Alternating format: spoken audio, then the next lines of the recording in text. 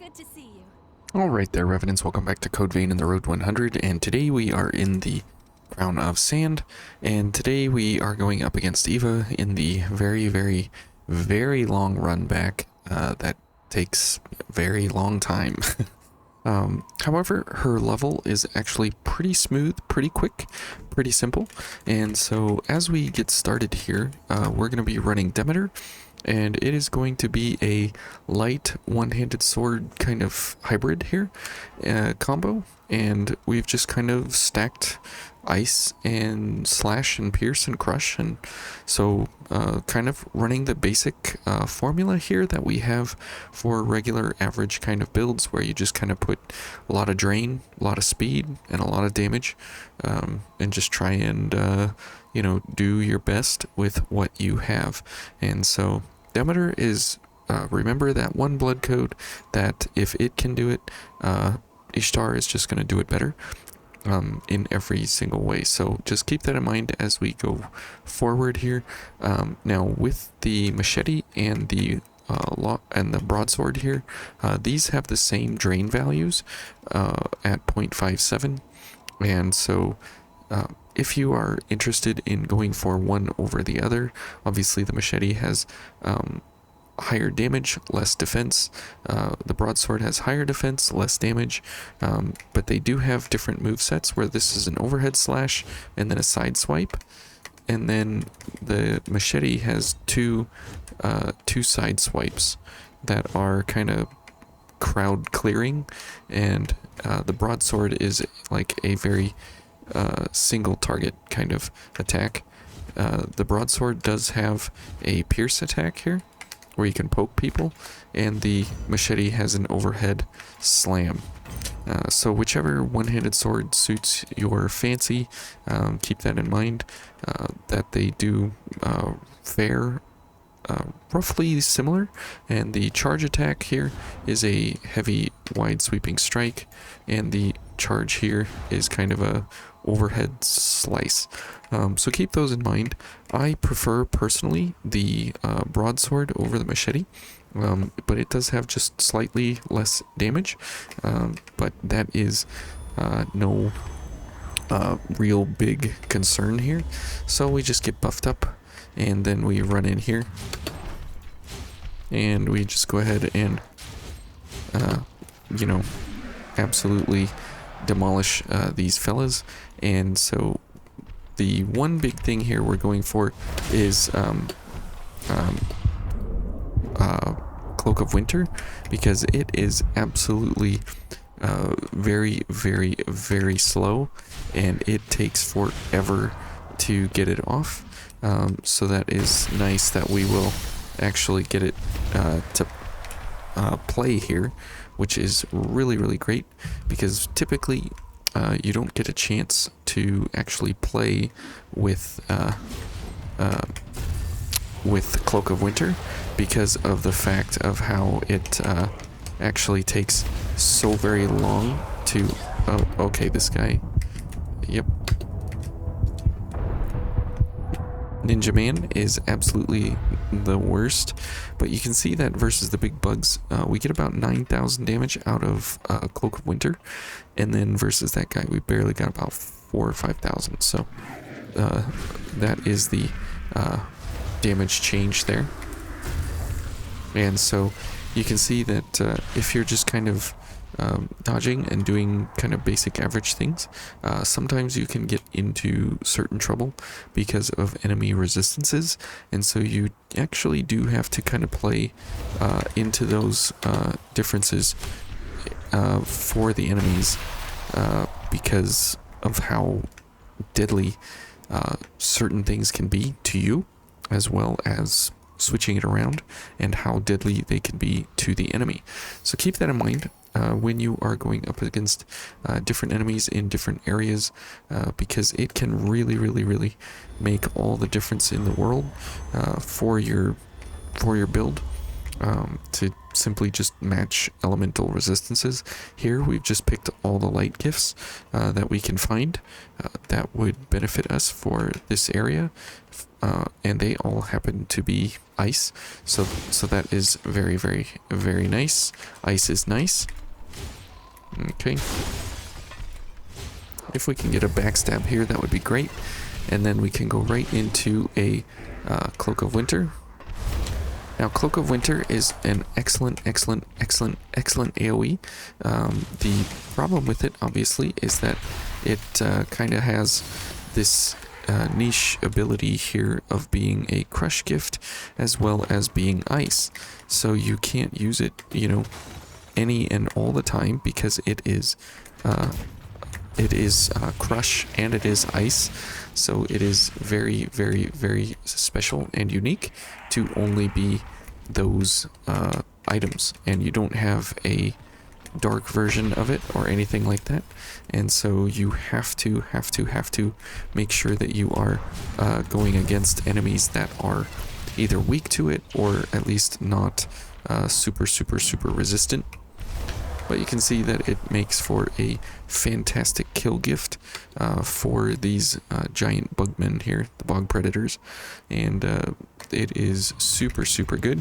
You can take a hike, you will just die, and you, and we'll take a parry here. So if you just kind of play around with the different gifts and different weapons that you will find throughout the game, you'll notice that Vayne just offers many multiple ways for you to be able to dismantle your opponents in every single form. However, some of the best options are never really the obvious ones, so keep that in mind, that sometimes you just kind of need to be a little creative with how you build things and what you come up with. Oh boy.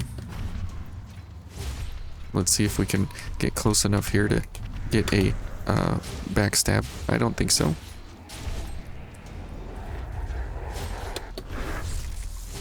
Okay, well, either way, that works.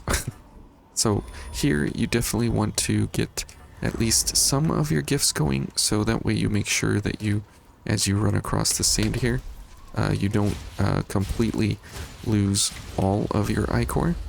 And so if you at least use your gifts, you will then make sure that you have at least something to go against the enemy with when you get out of here. And see the difference that Bridge to Glory makes. We were four-shotting these guys with, you know, our just regular weapon, and now we two-shot them. Let's see if we can get this guy to come over here. Oh, okay. That is not what I wanted.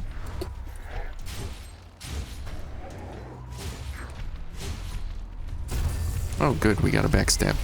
So let's see Cloak of Winter here on this guy. Was doing about 9,000 on the brown ones, and on the white ones here, we're getting about 7,000. So keep that in mind. Again, you know, it definitely makes a difference which kind of weapon you have and which kind of gift you're using. So always try and keep that in mind. Very interesting here to see those differences in enemies as you come across them. Okay, so now we head into the Eva fight, and most of everything that we are going to be using is going to be try and get in, hit her 2 or 3 times, because we are going to be low on stamina. That is going to be the super problem here that we're going to have to deal with, is the low stamina.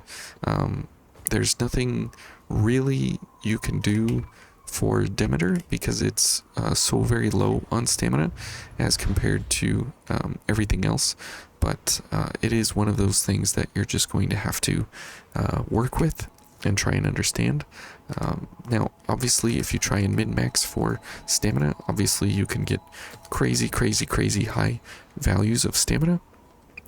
But since we are just kind of going for average, 220 is our stamina, and that is kind of what we are going to be stuck with. And we get about 10 or 11 sword swipes out of that. Now if we mix in dodges and different things along the way, we will get less. So about 3 sword strikes coupling into our dodges is about all we are going to be able to take advantage of. So keep that in mind. Now remember that Eva is weak to Ice Slash, so our weapon is perfectly suited for what she is weak to, or at least not resistant, not super resistant to. So we will keep that in mind as we go along here.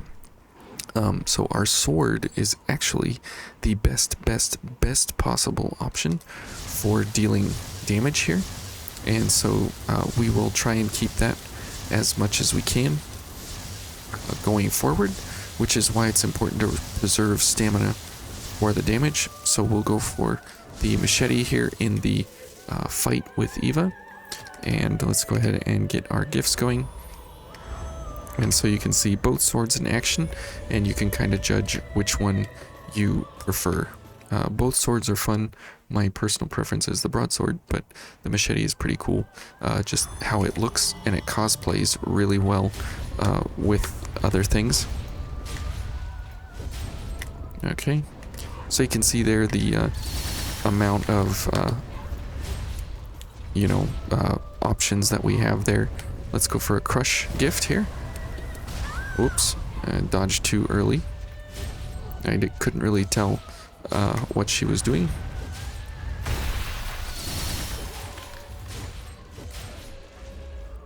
Let's hit her again with another round of gifts here. Okay, let's go ahead and heal, because we're going to need health here. Okay.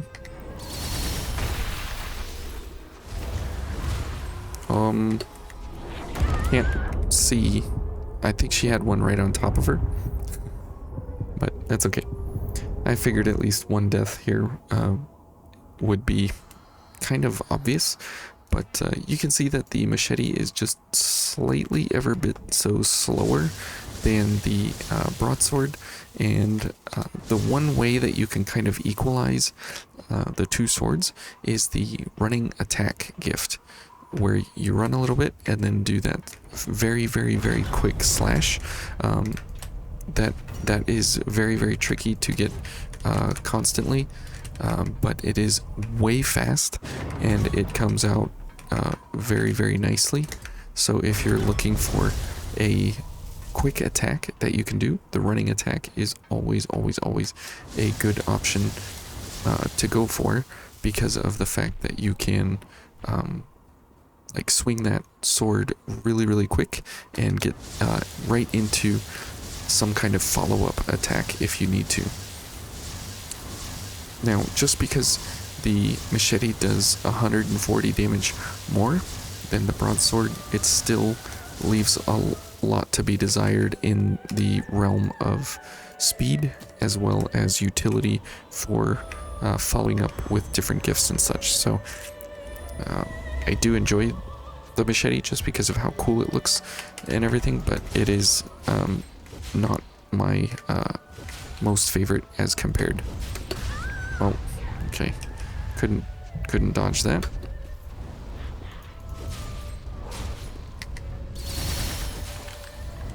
Oh, she's doing double hands. Let's go for it. Okay.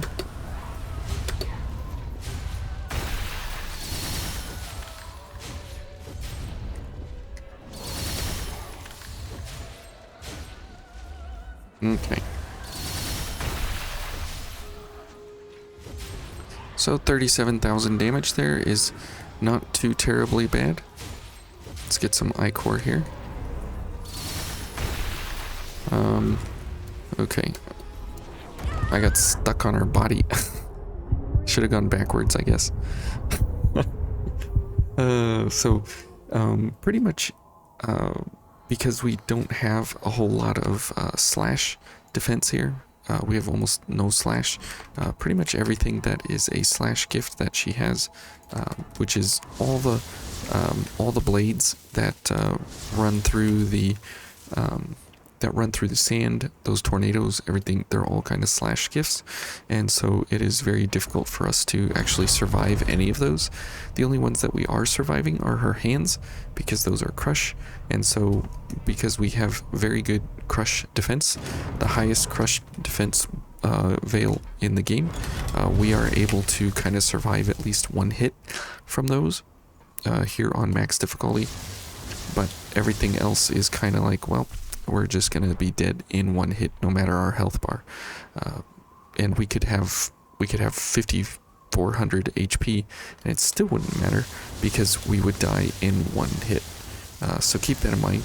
There's nothing you can do to defend against those unless you use actual weapon defenses. But your body will still be extremely vulnerable, so you're always going to take those hits and die if you're using this blood veil with this setup. So here we go, and let's give it a good shot. Let's get some ichor first.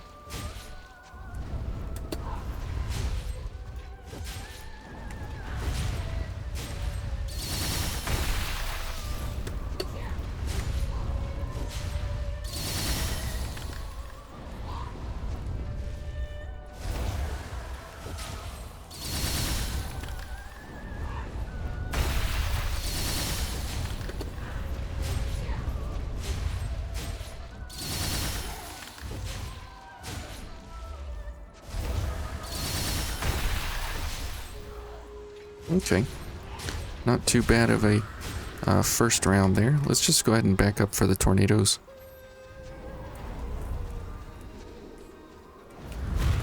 Of course, she puts one right on me. Okay, here come the blades.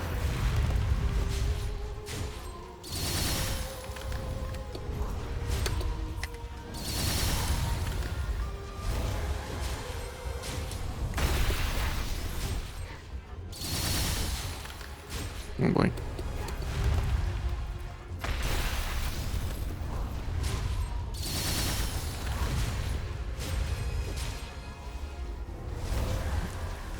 Oh, I got extra lucky there. Mega lucky.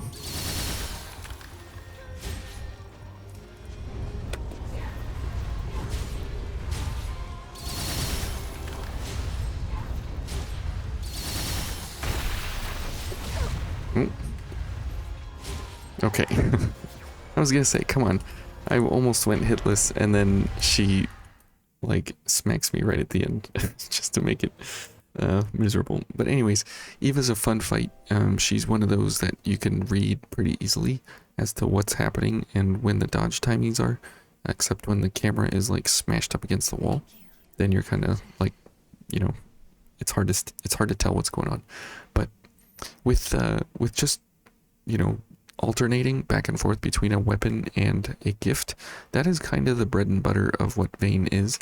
That's kind of the normal basic regular builds that you kind of always come up with just randomly on your own, and that is the way that you can keep the stamina decrease at a minimum and kind of pauses in between while still giving damage, because you can do gifts no matter when you have stamina, all the time, regardless of how much stamina you have. It won't drain stamina, but it won't gain you stamina.